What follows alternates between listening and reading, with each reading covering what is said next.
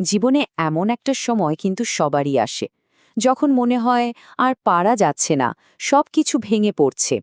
কিন্তু একবার ভাবুন তো, যদি এই কষ্টটাকেই আমাদের সবচাইতে বড় শক্তিতে বদলে ফেলা যায়, কেমন হয় তাহলে? এই প্রশ্নটা আমার সাথেই কেন এমন হয় খুব পরিচিত লাগছে, তাই না? যখন মনে হয় পৃথিবীর সব কষ্ট যেন একাই আমাদের জন্য অপেক্ষা করছিল, সবটুকু উজাড় করে দেওয়ার পরেও, বিশ্বাস রাখার পরেও দিনের শেষে সঙ্গী হয় শুধু একরাশ কষ্ট। বাইরের দুনিয়ার জন্য মুখে একটা হাসি ধরে রাখা, কিন্তু ভেতরে ভেতরে একদম একা হয়ে যাওয়া। রাতের অন্ধকারে বালিশ ভেজানো, আবার সকাল হলে সবটা লুকিয়ে ফেলা। এই অনুভূতিগুলো অনেকেরই চেনা, তাই না? আচ্ছা, যদি বলি এই কষ্টটাই আসলে শেষ নয়, যদি এটাকে একটা নতুন শুরুর সুযোগ হিসেবে দেখা যায়? হ্যাঁ, ঠিকই শুনছেন। চলুন একটু অন্যভাবে ভাবা যাক। কষ্টকে আমরা কিভাবে দেখি বলুন তো? শুধু যন্ত্রণা বা হারানোর অনুভূতি হিসাবে? কিন্তু না, কষ্ট আসলে একটা শিক্ষা, একটা কঠিন বাস্তবতা, যা আমাদের চোখ খুলে দেয়। এটা হলো একটা ওয়েক আপ কল, যা আমাদের ভেতর থেকে বলে, অনেক হয়েছে, এবার নিজেকে বদলাতে হবে। আর এটাই হলো আসল সত্যি। কষ্ট আমাদের শেষ করে দিতে আসে না, আসে আমাদের বদলে দিতে। এমনভাবে বদলে দিতে যাতে আমরা আগের চেয়েও অনেক বেশি শক্তিশালী হয়ে উঠি। যে আঘাতটা আজ পেয়েছি, সেটাই কিন্তু ভবিষ্যতের সবচেয়ে বড় শক্তির উৎস হতে পারে। তাহলে আসল যুদ্ধটা কোথায়? বাইরের কোনো মানুষের সাথে, নাকি পরিস্থিতির সাথে?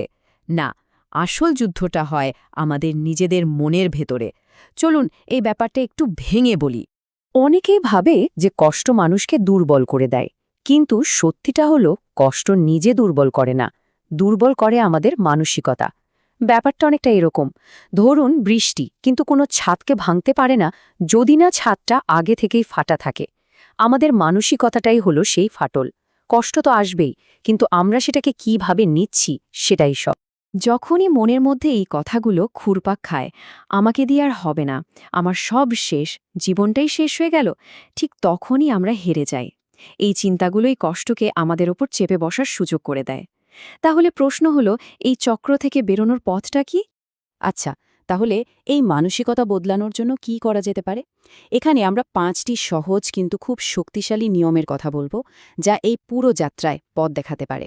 নিয়মগুলো হলো কষ্টকে মেনে নেওয়া, দোষারোপ বন্ধ করা, একা থাকতে শেখা, কষ্টকে সঠিক পথে চালনা করা, আর সবশেষে নিজেকে নিজের কাছে প্রমাণ করা। চলুন তাহলে প্রথম নিয়মটা দিয়ে শুরু করা যাক। প্রথম আর সবচেয়ে কঠিন ধাপটাই হলো এটা, কষ্টটাকে স্বীকার করা। এর থেকে পালিয়ে যাওয়া বা না দেখার ভান করা, এগুলো কোনো সমাধান নয়। যতক্ষণ না আমরা মেনে নিচ্ছি যে হ্যাঁ, সমস্যাটা আছে, ততক্ষণ সমাধানের রাস্তাই খুলবে না। এই কথাটা নিজের মনকে বারবার বলাটা খুব দরকারি। হ্যাঁ, কষ্ট হচ্ছে, কিন্তু আমি শেষ হয়ে যাইনি। কষ্টটা জীবনের একটা অংশ হতে পারে, কিন্তু এটাই আমাদের পুরো পরিচয় নয়। এবার আসি দ্বিতীয় নিয়মে। এটা হলো অন্যকে দোষ দেওয়ার অভ্যাসটা ছেড়ে দেওয়া। যতদিন আমরা আমাদের পরিস্থিতির জন্য অন্য কাউকে বা ভাগ্যকে দোষ দেব, ততদিন আমরা আসলে দুর্বলই থেকে যাব। আসল শক্তিটা তখনই আসবে যখন আমরা দায়িত্বটা নিজের কাঁধে নেব। ব্যাপারটা খুব সহজ। দোষারোপ করা মানে নিজের জীবনের গাড়ির স্টিয়ারিংটা অন্যের হাতে দিয়ে দেওয়া। কিন্তু যখন আমরা দায়িত্ব নিই, স্টিয়ারিংটা আবার নিজের হাতে চলে আসে, আর তখনই আমরা ঠিক করতে পারি জীবনটা কোন দিকে যাবে। তৃতীয় নিয়মটা হয়তো শুনতে একটু কঠিন লাগতে পারে, কিন্তু এটা অসম্ভব জরুরি। আর সেটা হলো একা থাকতে শেখা। একাকিত্বকে ভয় না পেয়ে এটাকে একটা সুযোগ হিসেবে দেখা, নিজেকে চেনার, নিজেকে বোঝার সুযোগ। কারণ মনে রাখবেন, ভুল মানুষের ভিড়ে থাকার চেয়ে একা থাকা হাজার গুণে ভালো। যখন আমরা একা থাকি, তখনই আসলে নিজের ভেতরের আসল মানুষটার সাথে দেখা হয়, সেই মানুষটা যে ভিড়ের চাপে হারিয়ে গিয়েছিল। তখনই আমরা বুঝতে পারি আমাদের আসল শক্তি বা মূল্য কতটা। একাকিত্বই আমাদের সেটা শিখিয়ে দেয়। চতুর্থ নিয়মটা হলো কষ্টটাকে একটা জ্বালানি হিসেবে ব্যবহার করা। মানে এই যে তীব্র যন্ত্রণা বা রাগ, এই শক্তিটাকে নষ্ট না করে অন্য কোনো ভালো দিকে চালনা করা। সেটা হতে পারে নিজের পড়াশোনায়, কোনো নতুন স্কিল শেখায়, জিমে গিয়ে, বা নিজের কোনো লক্ষ্যের পেছনে। এই শক্তিটাকে কাজে লাগাতে হবে। সমীকরণটা খুব সহজ। কষ্ট থেকে যে শক্তিটা তৈরি হয় তার সাথে যদি মনোযোগ যোগ করা যায় তাহলেই সেটা আসল শক্তিতে পরিণত হয়। ব্যাপারটা অনেকটা বাঁধ না দেওয়া নদীর মতো। একে যদি সঠিক পথে না চালানো যায় তাহলে বন্যা হবে, কিন্তু ঠিক পথে চালনা করতে পারলেই সেখান থেকে বিদ্যুৎ তৈরি করা যায়। আর আমাদের শেষ এবং ৫ নম্বর নিয়মটা হল নিজেকে প্রমাণ করা, তবে অন্য কারো কাছে নয়, একদম নিজের কাছে। কে কি বলল, কে প্রশংসা করল বা করল না, তাতে কিছু যায় আসে না। আসল হল নিজের চোখে সম্মান অর্জন করা। যখন এই ৫টি নিয়ম জীবনে প্রয়োগ করা হয় তখন যে মানুষটা তৈরি হয় সে আর আগের মতো থাকে না। কষ্টের আগুনে সে পুড়ে যায় না, বরং আরও খাঁটি হয়ে ওঠে। চলুন দেখি সেই নতুন মানুষটার পরিচয় কি। একটা কথা আছে না, যে গাছের ওপর দিয়ে যত বেশি ঝড় যায় তার শিকড় তত বেশি মজবুত হয়। মানুষের ক্ষেত্রেও ঠিক তাই।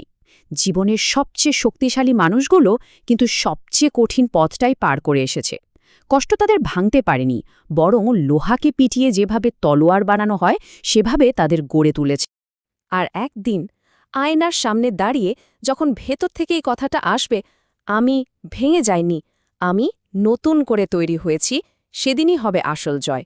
এটা হলো এমন একটা যাত্রা যেখানে কষ্ট আর আমাদের পরিচয় থাকে না, হয়ে ওঠে আমাদের তৈরির উপাদান। তাহলে শেষ প্রশ্নটা এটাই, যে কষ্টটা আজ পেয়েছি সেটা কি আমাদের গল্পের শেষ পাতা, নাকি এক নতুন আরও শক্তিশালী অধ্যায়ের শুরু? সিদ্ধান্তটা কিন্তু সম্পূর্ণ আমাদের নিজেদের।